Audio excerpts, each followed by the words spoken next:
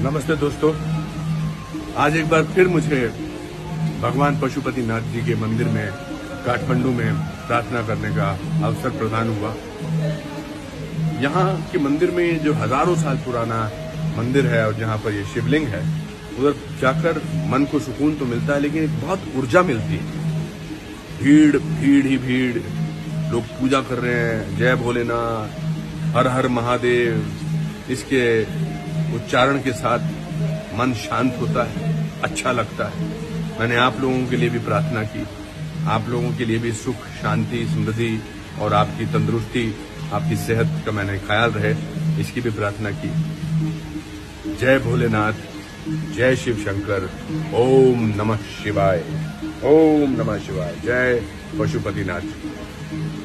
पशुपतिनाथ मंदिर का इतिहास और पशुपतिनाथ का रहस्य और क्या है इसके पीछे के पौराणिक मान्यता। विश्व में 2 पशुपतिनाथ मंदिर प्रसिद्ध है, एक नेपाल के काठमांडू का और दूसरा भारत के मंदसौर का। दोनों ही मंदिर में मूर्तियां समान आकृति वाली है। नेपाल का मंदिर बागमती नदी के किनारे काठमांडू में स्थित है और इसे यूनेस्को की विश्व धरोहर में शामिल किया गया है। यह मंदिर भव्य है और यहाँ पर देश विदेश से पर्यटक आते हैं। नमस्कार मित्रों, ऐसे ही वीडियो देखने के लिए आप हमारे चैनल को सब्सक्राइब कर लीजिएगा। कमेंट में जरूर लिखें जय बाबा पशुपतिनाथ, आपका मनोकामना है जरूर पूरा होगा। श्री पशुपतिनाथ मंदिर नेपाल की राजधानी काठमांडू से 3 किलोमीटर उत्तर पश्चिम देवपाटन गांव में बागमती नदी के तट पर स्थित है। यह मंदिर भगवान शिव के पशुपति स्वरूप को समर्पित है। यूनेस्को विश्व सांस्कृतिक विरासत स्थल की सूची में शामिल भगवान पशुपतिनाथ का मंदिर नेपाल में महादेव का सबसे पवित्र मंदिर माना जाता है। मान्यताओं के मुताबिक यह मंदिर हिंदू धर्म के 8 सबसे पवित्र स्थलों में भी शामिल है। आज हम आपको यहाँ नेपाल के श्री पशुपतिनाथ मंदिर से जुड़े कुछ ऐसे रहस्यों के बारे में बताने जा रहे हैं, जिन्हें जानकर आप हैरान रह जाएंगे। यहाँ पशुपतिनाथ के मंदिर के बगल में ही लाशों को जलाया जाता है। मान्यता के अनुसार यहाँ हर रोज एक न एक मृतक के शव को लाया जाता है। पशुपति का अर्थ, पशु अर्थात जीव या प्राणी, और पति का अर्थ है स्वामी और नाथ का अर्थ है मालिक या भगवान। इसका मतलब यह कि संसार के समस्त जीवों के स्वामी या भगवान हैं पशुपतिनाथ। दूसरे अर्थों में पशुपतिनाथ का अर्थ है जीवन का मालिक। मंदिर का इतिहास, माना जाता है कि यह लिंग वेद लिखे जाने से पहले ही स्थापित हो गया था। पशुपति काठमांडू घाटी के प्राचीन शासकों के अधिष्ठाता देवता रहे हैं।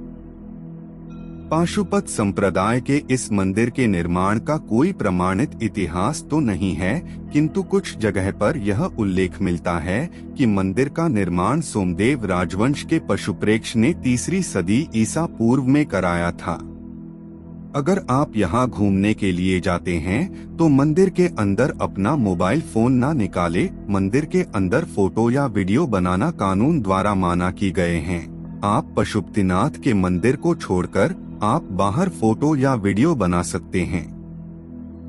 605 ईस्वी में अंशुवर्मन ने भगवान के चरण छूकर अपने को अनुग्रहित माना था। बाद में इस मंदिर का पुनर्निर्माण लगभग 11वीं सदी में किया गया था।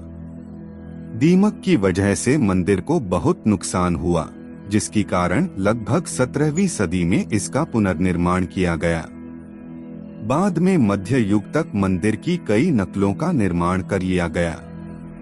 ऐसे मंदिरों में भक्तपुर 1480, ललितपुर 1566 और बनारस 19वीं शताब्दी के प्रारंभ में शामिल हैं। मूल मंदिर कई बार नष्ट हुआ है। इसे वर्तमान स्वरूप नरेश भूपलेंद्र मल्ला ने 1697 में प्रदान किया। अप्रैल 2015 में आए विनाशकारी भूकंप में पशुपतिनाथ मंदिर के विश्व विरासत स्थल की कुछ बाहरी इमारतें पूरी तरह नष्ट हो गई थी, जबकि पशुपतिनाथ का मुख्य मंदिर और मंदिर की गर्भगृह को किसी भी प्रकार की हानि नहीं हुई थी। मंदिर के पुजारी पशुपतिनाथ मंदिर में भगवान की सेवा करने के लिए 1747 से ही नेपाल के राजाओं ने भारतीय ब्राह्मणों को आमंत्रित किया था। बाद में माल्ला राजवंश के एक राजा ने दक्षिण भारतीय ब्राह्मण को मंदिर का प्रधान पुरोहित नियुक्त कर दिया। दक्षिण भारतीय भट्ट ब्राह्मण ही इस मंदिर के प्रधान पुजारी नियुक्त होते रहे थे।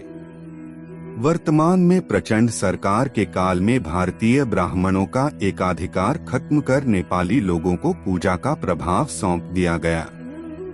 कब खुलता है मंदिर? ये मंदिर प्रत्येक दिन प्रातः 4 बजे से रात्रि 9 बजे तक खुला रहता है। केवल दोपहर के समय और साढ़े 5 बजे मंदिर के पट बंद कर दिए जाते हैं। मंदिर में जाने का सबसे उत्तम समय सुबह जल्दी और देर शाम का होता है। पूरे मंदिर परिसर का भ्रमण करने के लिए 90 से 120 मिनट का समय लगता है। नेपाल में पशुपतिनाथ का मंदिर काठमांडू के पास देवपाटन गांव में बागमती नदी के किनारे स्थित है। मंदिर में भगवान शिव की एक 5 मुंह वाली मूर्ति है। पशुपतिनाथ विग्रह में चारों दिशाओं में एक मुख और एक मुख ऊपर की ओर है। प्रत्येक मुख के दाएं हाथ में रुद्राक्ष की माला और बाएं हाथ में कमंडल मौजूद है। मान्यता अनुसार पशुपतिनाथ मंदिर का ज्योतिर्लिंग पारस पत्थर के समान है। कहते हैं कि ये 5 मुंह अलग अलग दिशा और गुणों का परिचय देते हैं। पूर्व दिशा की ओर वाले मुख को तत्पुरुष और पश्चिम की ओर वाले मुख को सज्जोत कहते हैं। उत्तर दिशा की ओर वाले मुख को वामवेद या अर्धनारीश्वर कहते हैं और दक्षिण दिशा वाले मुख को अघोरा कहते हैं। जो मुख ऊपर की ओर है उसे ईशान मुख कहा जाता है। इस मंदिर में भगवान शिव की मूर्ति तक पहुंचने के 4 दरवाजे बने हुए हैं। वे चारों दरवाजे चांदी के हैं। पश्चिमी द्वार की ठीक सामने शिव जी के बैल नंदी की विशाल प्रतिमा है, जिसका निर्माण पीतल से किया गया है। इस परिसर में वैष्णव और शैव परंपरा के कई मंदिर और प्रतिमाएं हैं। पशुपतिनाथ मंदिर को शिव के 12 ज्योतिर्लिंगों में से एक केदारनाथ मंदिर का आधा भाग माना जाता है। यह मंदिर हिंदू और बौद्ध वास्तुकला का एक अच्छा मिश्रण है। पशुपतिनाथ मंदिर के बाहर आर्य घाट स्थिति है। पौराणिक काल से ही केवल इसी घाट के पानी को मंदिर के भीतर ले जाए जाने का प्रावधान है। मंदिर दर्शन की मान्यता। पशुपतिनाथ मंदिर के संबंध में यह मान्यता है कि जो भी व्यक्ति इस स्थान के दर्शन करता है उसे किसी भी जन्म में फिर कभी पशु योनि प्राप्त नहीं होती है। हालांकि शर्त यह है कि पहले शिवलिंग के पहले नंदी के दर्शन न करे। यदि वो ऐसा करता है तो फिर अलगे जन्म में उसे पशु बनना पड़ता है। मंदिर की महिमा के बारे में आसपास के लोगों से आप काफी कहानियां भी सुन सकते हैं। मंदिर में अगर कोई घंटा आधा घंटा ध्यान करता है तो वह जीव कई प्रकार की समस्याओं से मुक्त भी हो जाता है। पौराणिक कथा। एक पौराणिक कथा के अनुसार भगवान शिव यहाँ पर चिंकारे का रूप धारण कर निद्रा में चले बैठे थे। जब देवताओं ने उन्हें खोजा और उन्हें वाराणसी वापस लाने का प्रयास किया तो उन्होंने नदी के दूसरे किनारे पर छलांग लगा दी। कहा जाता है इस दौरान उनका सींग 4 टुकड़ों में टूट गया था। इसके बाद भगवान पशुपति चतुर्मुख लिंग के रूप में यहाँ प्रकट हुए थे। दूसरी कथा एक चरवाहे से जुड़ी है। कहते हैं कि इस शिवलिंग को एक चरवाहे द्वारा खोजा गया था, जिसकी गाय का अपने दूध से अभिषेक कर शिवलिंग के स्थान का पता लगाया था। तीसरी कथा भारत के उत्तराखंड राज्य से जुड़ी एक पौराणिक कथा से है। इस कथा के अनुसार इस मंदिर का संबंध केदारनाथ मंदिर से है। कहा जाता है, जब पांडवों को स्वर्ग प्रयाण के समय शिवजी ने भैंसे के स्वरूप में दर्शन दिए थे, जो बाद में धरती में समा गए, लेकिन पूर्णतः समाने से पूर्व भीम ने उनकी पूंछ पकड़ ली थी।